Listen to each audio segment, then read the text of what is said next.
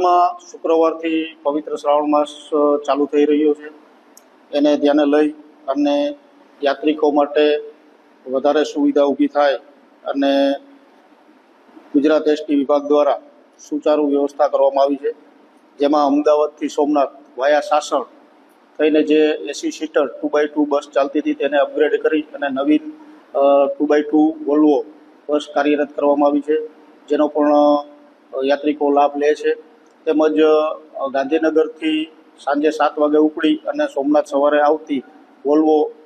2x2 service નવી ચાલુ કરેલ છે. તેમજ વધારેમાં અત્યારે હાલમાં વેરાવળ ડેપોથી જ સંચાલિત થાય છે એસી ઇલેક્ટ્રિકલ બસો, જેને સોમનાથ તીર્થ દર્શન માટે સર્ક્યુલર રૂટની અંદર ફાળવવામાં આવેલ છે,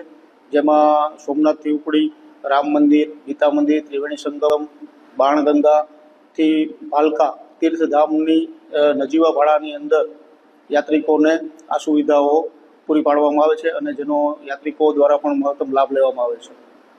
યાત્રિકોને અત્યારે નવીન એસી ઇલેક્ટ્રિકલ બસ જે નજીવા ભાડામાં સર્ક્યુલર રૂટમાં તમામ જે સોમનાથના